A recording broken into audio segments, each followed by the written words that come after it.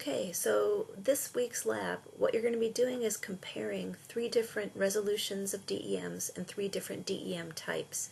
So like I said in the instructions a bunch of different times, we're going to be comparing the 2-meter LiDAR data to 5-meter autocorrelated data and the 10-meter NED data from the USGS.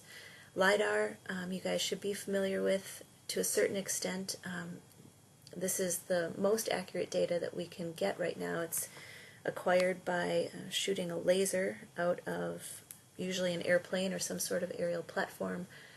There is terrestrial LiDAR, which you can shoot from a tripod.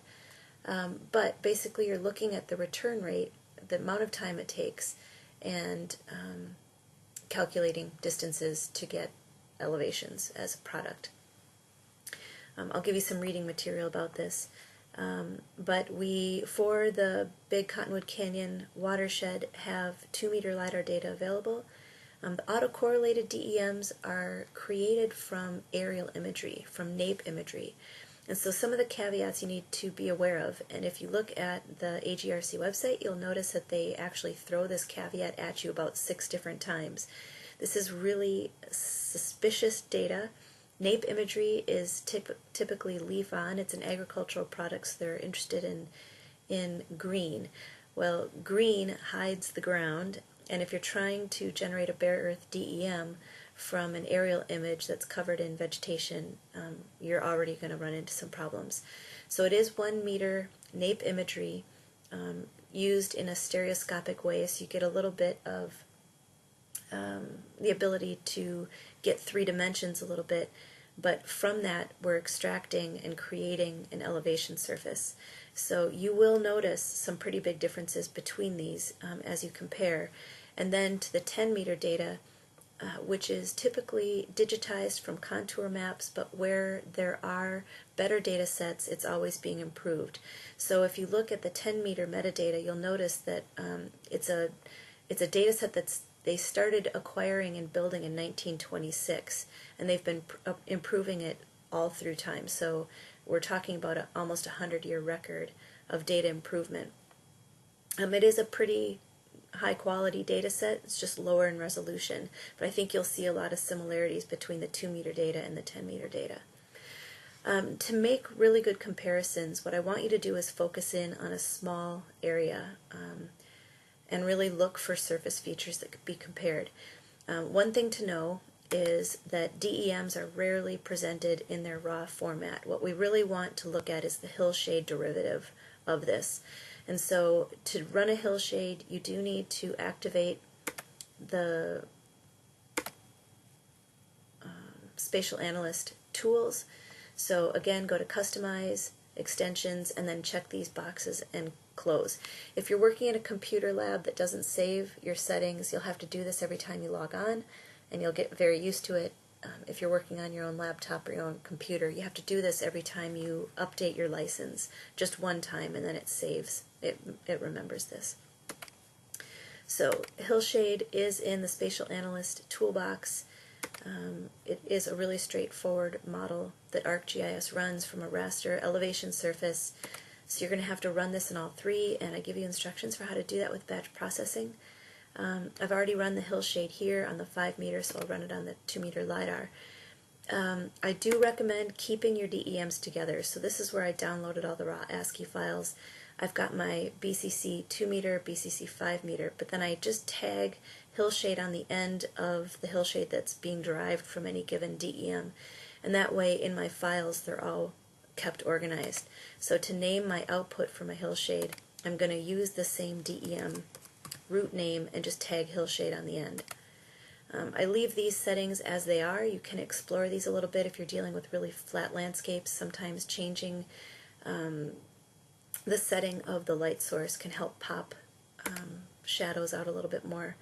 But I like to model shadows as well, just so that there's some information in those dark areas, and then run it. And it should run relatively quickly. The output is automatically added to the map. But you can see between the 2-meter DEM and the hillshade, this is where the life is. This is the visualization tool that we want to see.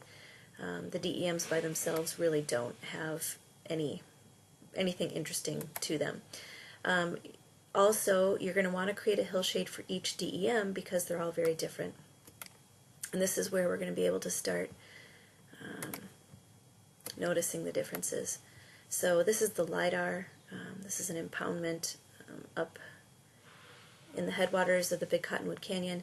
And if I turn off the 2 meter and we look at the 5 meter underneath, you'll see that this same impoundment is visible. There's a lot of surface texture and a loss of clarity. A lot of these features, the dam, there are places where you can see the catwalks from the ski. There's trails like this, and some of those features are lost on the 5 meter. So what you want to do is find an interesting area and then compare, set up a comparison between the 3 data sets at a very kind of large scale like this.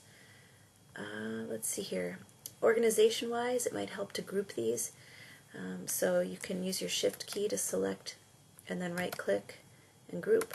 And that way you can control the visibility of the LiDAR against these, and it'll get even more complicated when you bring in the 10 meter data. Remember, slow left clicking allows you to edit these. And let's see here, as far as displaying the data, remember that hillshades always stay black to white. These do not belong in legends. They do belong on your maps as a visualization tool, but these values don't mean anything. I tend to draw the DEM above it because I don't want to change the transparency of this because I may use this by itself. So the DEM is never going to be displayed by itself because it's just too boring. So I change the transparency of the DEM. That's in the Display tab of the properties. 50% is pretty typical. And on the DEM, you can employ a color ramp. And you can choose to do that. You can leave it black to white if you want. This is one of my faves for just basic elevation because it's pretty straightforward. So on my elevation, with elevation values, I've applied a color ramp, 50% transparent over the hillshade, and that gives, I don't know, some additional context. But like I said, you don't need to have the DEM. The hillshade is fine all by itself. You might want to employ this in a legend, though, just so that we have the elevation information, but you can't extract elevation information from the hillshade. This is just how light or dark the cell is. So that's basically what we're looking to do in this lab. Get really comfortable manipulating raster data, getting familiar with resources online, and then really setting up a professional figure that demonstrates the resolvable differences. Take a look at Canvas. There are videos there demonstrating how to work with elevation legends, how to copy data frames so that you have the exact same scale and extent side by side. And if you have questions, let me know. Thanks.